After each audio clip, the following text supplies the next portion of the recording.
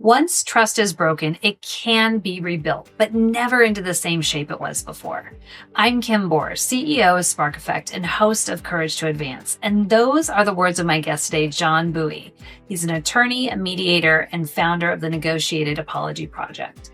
Most of us learned how to apologize as kids, but somewhere along the line, that way to the corner office, the skill gets reframed as a liability, maybe something that signals weakness or invites legal exposure. Jon's work challenges that assumption head on, and he helps leaders move past avoidance, navigate fractures in trust, and rebuild what's broken into something that actually holds.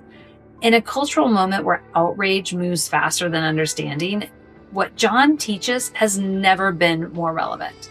We have a lot to dive into, so let's begin.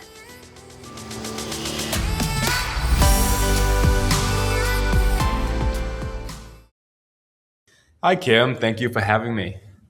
So I was super interested in talking with you after hearing you speak at Disrupt HR Tucson.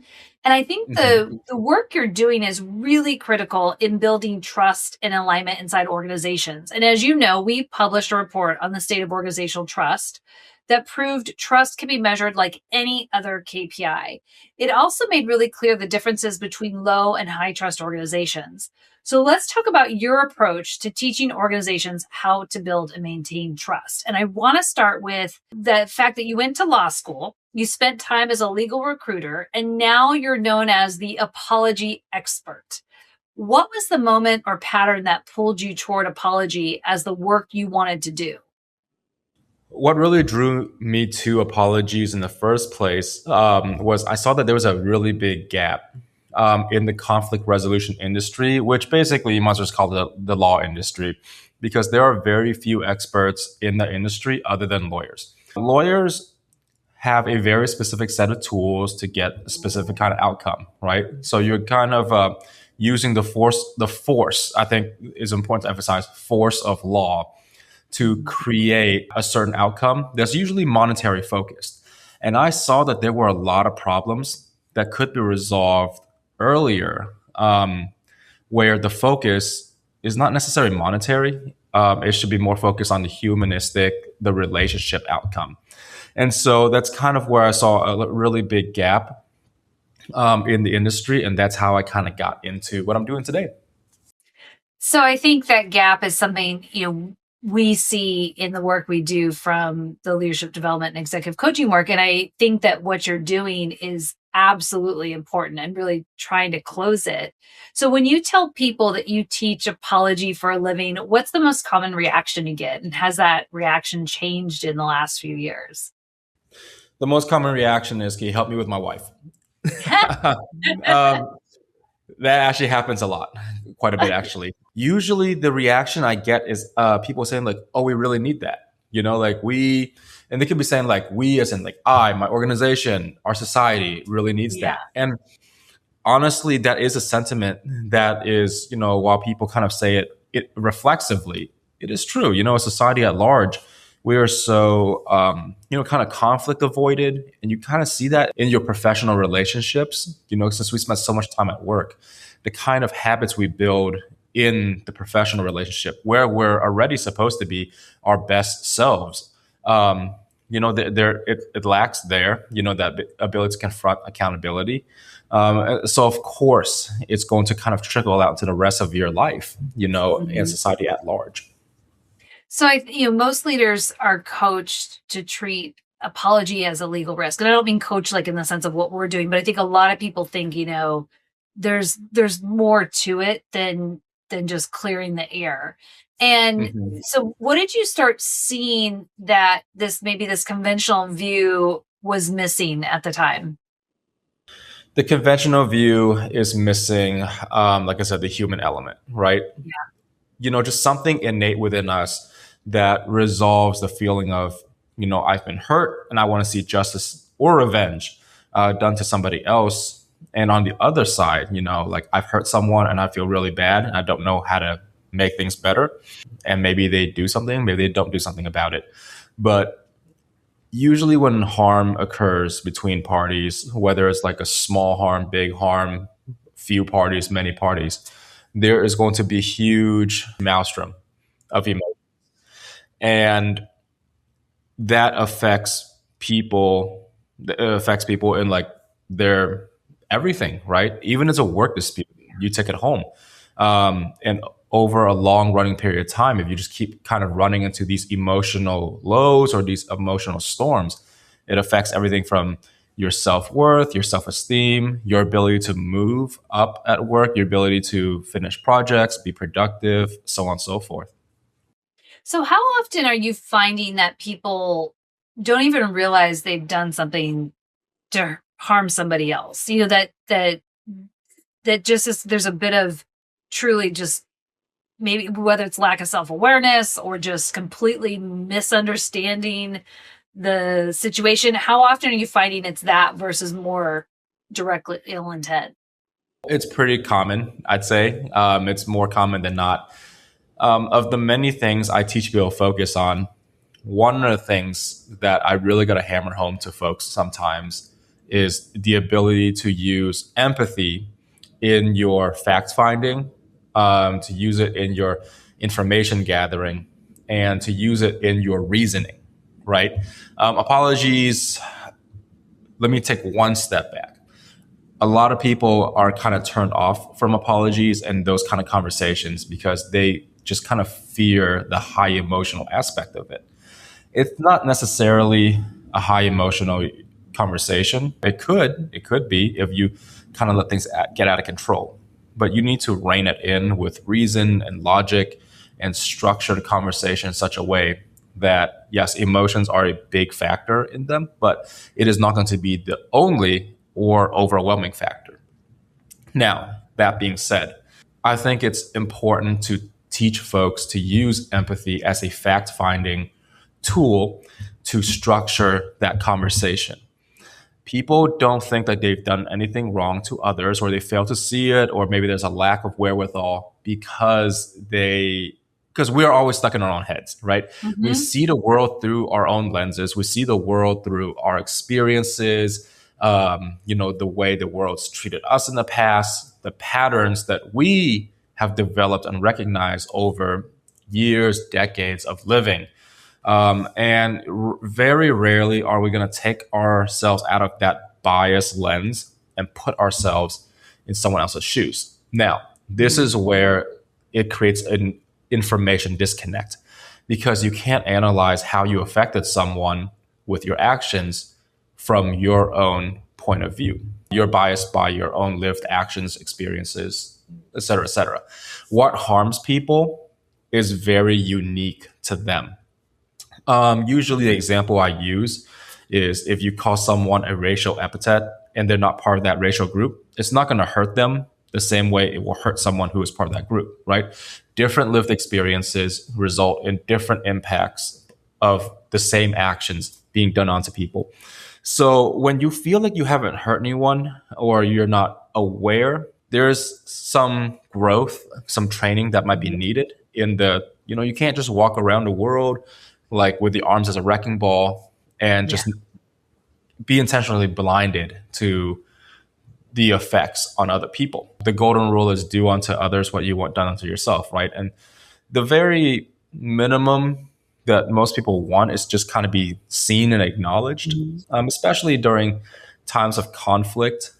Just some consideration to like maybe I should reflect a little bit how my actions may have affected person X Mhm. based on their own POV. And of course, that takes growth, takes a little bit of training sometimes. So I've heard you say, once trust is broken, it can be rebuilt, which we're a big fan of believing too. But you also go on to say, but never into the same shape. So walk us through what you mean by that. Yeah, that's correct. Relationships are always going to be contextualized by what is happening or what has happened, right? So, one big impactful example I use, because I feel like a lot of people can relate, is, in a relationship where there has been some adultery. Mm. There is a moment in time before that occurs, and then everything after that moment in time is going to be contextualized by that action, right?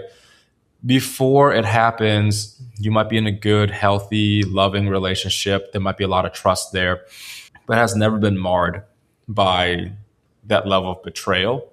Hmm. And after that happens, or after it has been discovered that that happened, you can't really will the relationship back in time to be in that same form of, oh, I would never trust, my partner would never cheat on me. Like I trust them, like it's never going to ever happen because from that moment in time forward, it has happened. So whereas folks who want to work on the relationship and fix it despite what has happened, they can rebuild like a new kind of trust, shaped differently. It will never be the exact, I will always trust my partner, they'll never cheat on me, Hmm. because the fact of the matter is it's happened. So Yeah. the new form of trust can only be, it has to be contextualized by what has happened.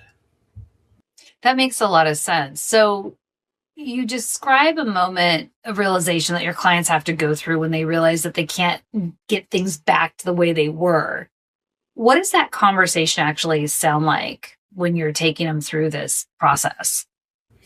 Yeah, usually when I'm talking to folks who are especially stuck in that I just want things to be the way they were mindset, they're very fixated on the past, right? Whether it is in the form of the relationship that they want, that they put on a pedestal, they idealize back before they were ever in trouble, or they kind of fixate on like what they did in the past and like kind of like I wish I could go back there, and I wish I could Mhm. fix what happened, and I have to essentially have a come and Jesus talk with them and, tell you and say what I just told you, right? It's never going back there. Mhm. It can never, ever go back Yeah. there. From an even more rudimentary, just law of physics, time doesn't ever go back. Time only moves forward, right? Mhm. So you could only, if you're going to trap your mind back there, you're never going to see the present or the future for what it is. And you're never going to take the right steps to fix and to improve the future. Apologies aren't about changing the past, they're meant about changing the future. It's a quote I use from Kevin Hancock very often to try to explain to people like, yo, you have to acknowledge what happened. Only acknowledging what happened will allow you and the other person to move forward. Um, and that acknowledgement is really going to be the gate between someone being fixated on the past and someone ready to work towards the future. That makes a lot of sense and leads me to this other question. And I think you just started to kind of jump into it around what does that authentic apology actually contain that people maybe are just like some of the most important pieces that they're missing? Yeah, acknowledgement, I think is a huge part of it. Just we have to reconcile the fact that this action happened and, your role in creating the action that caused the Hmm. harm. Action is also a huge part of the conversation, right? Restitutions, what are you gonna do to make up for the harm that has been dealt to the person that's been affected by this? There are two types of restitutions I normally focus on, and that is either rehabilitation, right? Um, you're trying to focus on bringing the victim back to as much as possible 100% prior to them being affected by the harm. So, for example, if you knock over someone's vase, you buy them a new vase, you give them the money. There's a easier dollar value that can be attached to the harm that they suffered. If you hit someone with a car, you pay their medical bills. The other type of restitution to focus on is preventative. What trait do you have internally that caused the action to manifest? Because if it's, well, I gave you a black eye, I'm gonna pay for your medical bills, but the real reason is because you have like crazy anger issues. You might have soothed over their situation now, but it doesn't necessarily lower the risk of it happening again in the future. The preventative restitution will focus on the underlying issue that caused the action to manifest in the first place. Anger management classes, therapy, what have you. But preventative and rehabilitation are two main types of actions you want to focus on when you're having that conversation. Now, as a bonus to your listeners, something that companies and celebrities do or engage in is what is a type of restitution I don't like. That's called punitive restitutions, right? And this is, I guess, a stereotype would be the wrongful boyfriend who gets on his knees and begs and cries and makes a whole big show about how sorry he is, and is essentially verbally, emotionally, or maybe even physically whipping himself to show that he is going to put himself in pain to show the other person how sorry they are. At the end of the day, that kind of punitive restitution is performative, right? As you may have noticed, as I was describing the scenario, the crying, the screaming, the begging actually doesn't do anything to address anything that created the harm in the first place. It just kind of triggers that lizard part of someone's brain of like, well, I just want to see them hurt as much as I'm hurting now. So while you may satisfy that psychic part of their need for revenge, it actually doesn't create any substantive change. This is also applicable to companies, businesses, leaders, celebrities, high visibility figures who do things that, I guess the right way of wording is, they think that doing a right is going to erase a wrong. And the focus is erasing the wrong. You can't erase the wrong. You have to address directly the wrong and also learn, grow, and fix it. Some examples might be, a business where, the CEO like flubbed up, said something really bad on TV or something, and then he goes on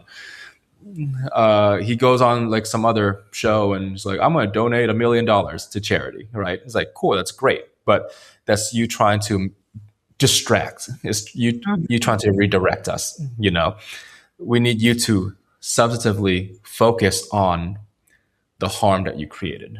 Sorry, that's a very long-winded answer. That's really good. I think those are good examples, and it's really bringing it back to that ownership of the situation, owning what went wrong, as you said, and what you're going to do differently.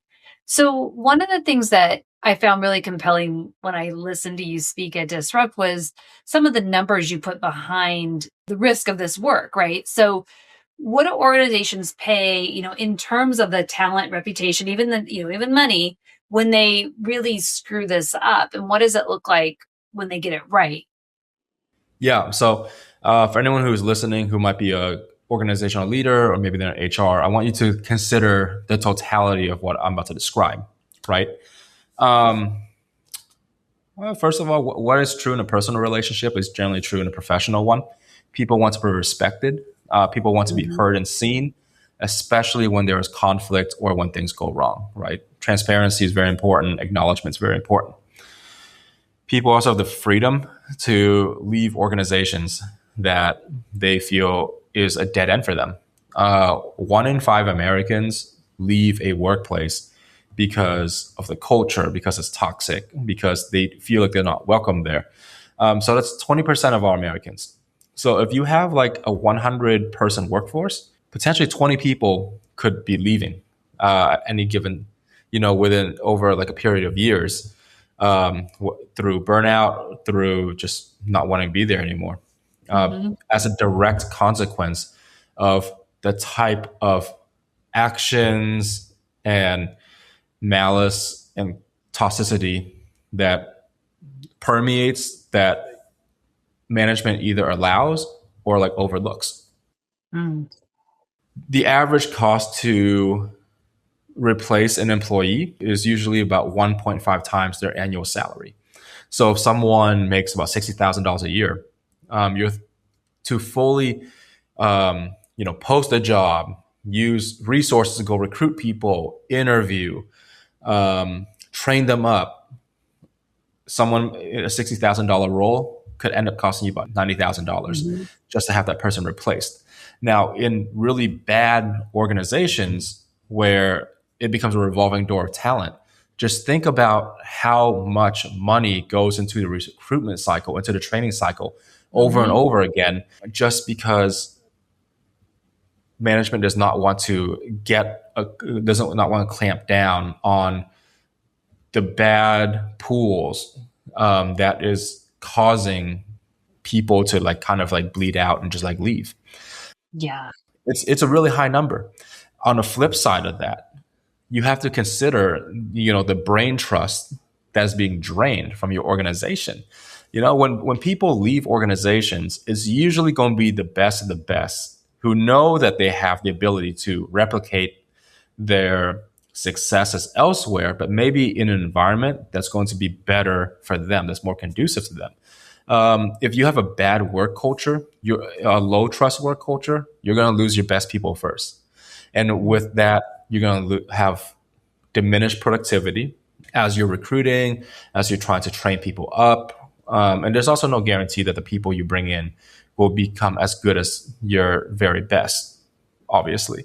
But even if you're replacing folks who are, very average producers, you're still going to take a huge hit in productivity as you train, someone average to replace someone who is average. We're all extraordinary in our own ways. I'm not trying to, just simply label people as average. I'm just average in context of like, Right. how great you are at your job. But when you're like bleeding people, you're getting hit in all sorts of directions, some of which are immediately measurable in numbers and some which might not be readily measurable, but Mhm. you have to consider those factors too. It resonates so much with what you're saying. It aligns very well with the trust research we found, where there was direct correlation to impact on revenue, retention, and reputation of low trust organizations, and that of high trust, where it really, higher trust has a higher retention rate, more productivity, more, the reputation is known as being a really healthy culture that takes care of its people. And I think that, what you're speaking to and honing in on is such an important aspect of how you can turn that around in a low trust organization, but where there might be a lot of blind spots too, to people realizing, you know, realizing that this toxicity is like a snowball if you're not really Hmm. getting behind it and addressing it.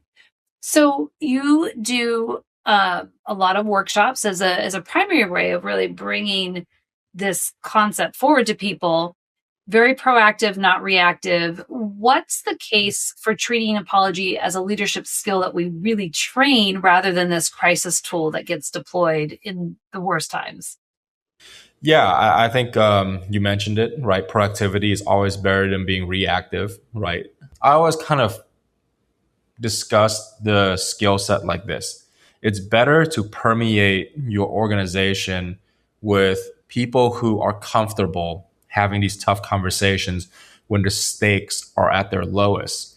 They will have those conversations if they have the skills and they feel that they have a safe place to have these conversations. One of the biggest things about the apology conversation, and I teach it from a skills perspective, but Like, a huge factor for the average person is the confidence factor.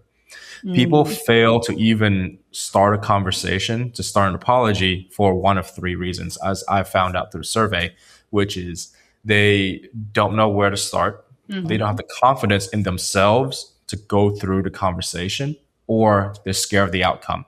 So all three of these, things all reflect the confidence of a person. It's not a technical shortcoming. It is going to be like a gap in how you feel about Yeah. this thing, this process, this function that you have to do. So even though I teach the function of how to best have constructive, structured conversations, a huge component of the training is to give your people the confidence that like, hey, I have this tool in my back pocket. I recognize this is the right time to use it. You just whip the tool out like it was, like a screwdriver or like a box Mhm. cutter. Right tool for the right circumstances at the right time. But you only use your tools if you recognize that this is the problem for which the tool is built. I resonate with that as well. We find so many leaders can become challenged with just having these clarifying conversations and trying to just cut because they don't feel skilled, right? Or they, or it's business is moving so quickly, I have to carve out time and, well, I'm just, we just kind of put it on the back burner. And that is so the wrong approach. I like that you're framing it as a skill and that you bring it in through this workshop format, because I think that's something that people can then kind of start to frame in the moment around. And I think everybody can figure out where there's probably a conversation that either something they have to deal with now or something that they've didn't do well. If they were going to redo it over, they could bring in kind of those real learning moments. Exactly. And, just kind of illustrate and drive the point home, right? I just want to describe a short scenario. And this might be a nightmare scenario for someone who's in HR, but, you have someone who just made a habit of coming by their coworker and just touch their hair. It's like, oh my God, like your hair's so cool. Like I had no idea that your people's hair had that texture. And, the person who has the hair, they're feeling uncomfortable and they tell their manager like, hey, please, I don't feel comfortable with this. If the person who does the hair touching had a little bit more wherewithal, they might quickly recognize that like, oh, my behavior is inexcusable. I need to have a conversation with this person and apologize and make my amends and promises to never do that again. On the flip side, manager never does anything, keeps going and going. Now you have a pattern of management ignoring, this increasingly hostile act, this increasingly toxic conduct. And then after a couple of instances of reports and nothing being done about it and establishing a pattern of, ignoring the issue, employee hits the company with a discrimination lawsuit saying like, hey, like this keeps happening to me and management keeps not doing anything. Company might end up spending $250,000, which is the average cost, by the way, of defending a labor and employment suit, just to fight this issue that could have been stopped way, way, way earlier in the timeline with a short conversation. But by the time, employee hired their attorney, that ship for that conversation is probably sailed. So yeah, and that's a big price tag to have on some, especially for smaller organizations that are, that could be very costly and damaging to the culture. And so this is something to organizations need to really take into consideration of, do you have the tool? Do your employees have this type of tool in their toolkit? And if not, sounds like it's a pretty important one for them to gain. So absolutely. For a leader who's listening, who knows like maybe there is a real fracture in their organization or relationship that they've been avoiding, where do you suggest that they begin? They need to begin with creating space for that conversation, like a non-judgmental, non-punitive space to allow their employees to start talking about, so here are the problems. For those leaders who are listening, the biggest benefit to you is going to be the information, the data that comes in, so you could make the best informed decision as to what needs to happen to resolve these issues. Like I just illustrated, small issues today can become very big, very costly, and God forbid, very public facing issues that your organization is going to be afflicted by. Turning a blind eye to little issues or issues that you deem not to be important, not creating a space for people to be able to speak their mind or to point out, here are some diversions in the path of where organizations want to walk forward into. You are blinding yourself by not having the best information available to act, to fix things, to grow your organization to the best version that it can be. It sucks, to listen to critique. It sucks to get bad news, but it's always better to have it than not to have it. One of the biggest things that I teach in the apology process, and also that was taught by Mr. Peter Richter, my trial advocacy teacher in law school, is get in front of your bad facts. Get in front of your bad facts. And what he meant by that was you need this information so you can use it before some bad actor with that information uses it against you. In an apology context, right, you want to make sure you admit to things, that you contextualize things that people might not know, that you're being honest in the conversation, because you don't know how much that they know. You don't know how much someone knows while you're apologizing to them. And if you're trying to hide things, sweep things under the rug, you're going to suddenly come across extremely untrustworthy and dishonest in the apology, because someone's going to call you out if they know the information. And even if they don't know the information, why take that risk, right? Same with the scenario you presented me, right? Leaders need that information about what brings the organization down, so that they can strengthen their weak spots before a bad actor, or even like a benign, harmful thing causes, that entire sector of their organization to collapse, because it can affect everything else. Yeah, big time. So where can people learn more about you and the Negotiated Apology Project if they're wanting to dig in and hear more about these workshops and the work you're doing? Yeah, you could check out my website at thenegotiateapology.com. I also have an Instagram page, The Negotiated Apology Project. You can find me on LinkedIn. That's where I'm probably be most active. And check out Disrupt HR, check out the talk that I did, and check out the talk that Kim did.